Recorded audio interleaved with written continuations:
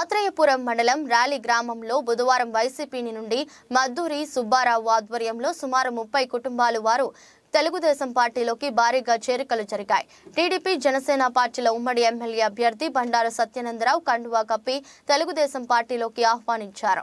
ఈ సందర్భంగా ఆయన మాట్లాడుతూ పార్టీలో చేరిన అందరికీ సాదరంగా స్వాగతం పలుకుతున్నానని, ఎటువంటి భేదాలు లేకుండా టీడీపీ కుటుంబ సభ్యులతోనూ అలాగే జనసేన పార్టీ కుటుంబ సభ్యులతోనూ కలిసిమెలిసి పనిచేయాలని సూచించారు.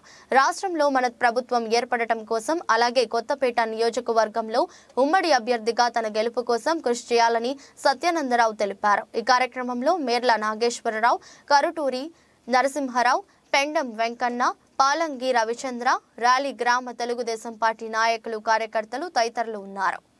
ఎక్కడ రోడ్లు కానీ, డ్రైన్లు కానీ, మంచినీటి కార్యక్రమాలు కానీ, ప్రజలకు ఉపయోగపడే ఏ విధమైన సౌకర్యం లేకుండా కేవలం బటన్ నొక్కుతున్నాను, డబ్బులు వేస్తున్నాడు అంటారు.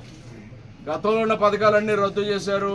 ఆనాడు ఉన్న అన్న క్యాంటీన్లు లేవు, ఆనాడు ఉన్న పండగ కానుకలు లేవు, ఆనాడు ఉన్న సంక్రాంతి కానుకలు లేవు, ఆనాడు ఉన్న చంద్రన్న బీమా లేదు, ఆనాడు ప్రజలందరికీ కూడా మరుగుదొడ్లు కానించి, ఈది దీపాలు కానించి ఏది అవసరం అనుకుంటే అది చేసేవారు. ఈనాడు కరెంటు బిల్లులు పెరిగిపోతూ ఉన్నాయి, ఇసుక పెరిగిపోతుంది, మద్యం సీసా ధరలు 3 రెట్లు అయిపోయాయి, పెట్రోల్ డీజిల్ పెరిగిపోయాయి. అన్ని రకాలు కూడా సామాన్య మానవుడు నడ్డి విరిచేలాగా ఈ ప్రభుత్వం 10 రూపాయలు బటన్ నొక్కి డబ్బులు వేస్తే 100 రూపాయలు వేరే విధంగా ప్రజల నుంచి కొట్టేస్తూ ఉంది.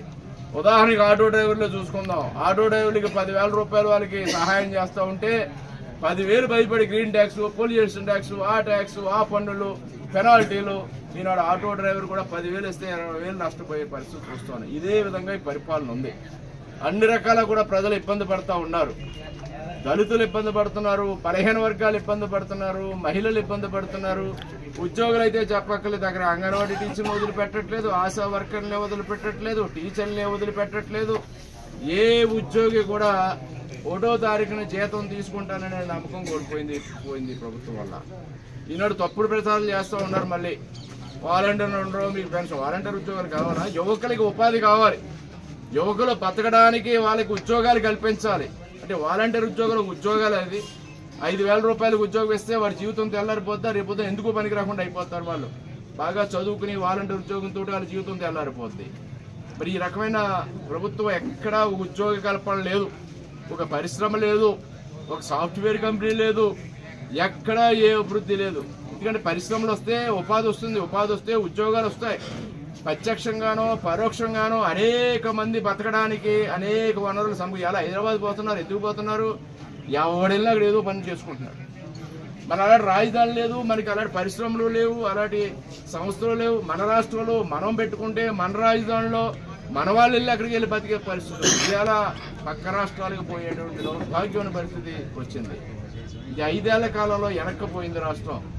దీన్ని చక్కదిద్దాలనే ఇవాళ చంద్రబాబు నాయుడు గారు ముఖ్యమంత్రి 3 సార్లు 15 ఏళ్ళు తక్కువ సమయం కాదు, ఎవడో చేయలేదని చేసిన తిరుడు. ఉమ్మడి రాష్ట్రంలో 10 ఏళ్ళు చేశాడు, ఇడిపోయిన రాష్ట్రంలో 5 ఏళ్ళు చేశాడు. పవన్ కళ్యాణ్ గారికి ఏం తక్కువ కాదు. ఆయన మహా సెలబ్రిటీ, హ్యాపీగా ఆయనకి కొండ మీద కోతి కూడా దిగొద్ది. ఒక మంచి ఉద్దేశంతో అందరూ కలిసి ఈ అరాచక పాలన అంతమొందించాలని ముందుకు వస్తూ ఉన్నారు. వారికి అండగా మద్దతుగా మనందరం కూడా ఉండాల్సిన అవసరం ఉంది. 4 సంవత్సరాల 10 నెలల కాలంలో రాష్ట్రం ఏ విధంగా తయారైందని అందరూ చూస్తూ ఉన్నారు. ఏనాడు ఏ ముఖ్యమంత్రి ఎవరు చేయనటువంటి దుర్మార్గమైన పాలన ఈనాడు జగన్మోహన్ రెడ్డి గారి పరిపాలనలో మనం చూడటం జరిగింది. అంతకుముందు ఎవరు కూడా ఇటువంటి పరిపాలన ఎలా చేయొచ్చని కూడా ఎవరు అనుకుని ఉండరు, ఎవరు ఊహించలేదు. ఒక్క ఛాన్స్ బేజ్ అంటే సరే కదా, ఒక అవకాశం ఇద్దాం అనుకున్నారు. మాట తప్పడు, మడమ తెప్పడు, రకరకాలు చెప్పారు. ఆనాడు ఉన్నాను, విన్నాను, అన్నొస్తాడు, అంతా మార్చేస్తాడంటే బంగారం అయిపోద్దేమో మన రాష్ట్రం ప్రజలు అనుకున్నారు. ఈనాడు అధోగతి పాలైంది. రాజధాని అనేది ఎక్కడుందో కూడా చెప్పుకోలేని పరిస్థితి. మన రాష్ట్రానికి రాజధాని ఏదంటే తెలియని పరిస్థితి. పోలవరం ప్రాజెక్టు చంద్రబాబు నాయుడు గారు ఎంతవరకు పనులు పూర్తి చేశారో అంతవరకే అక్కడే ఉండిపోయింది తప్ప ఒక్క అడుగు కూడా ముందడుగు పడలేదు. పోలవరం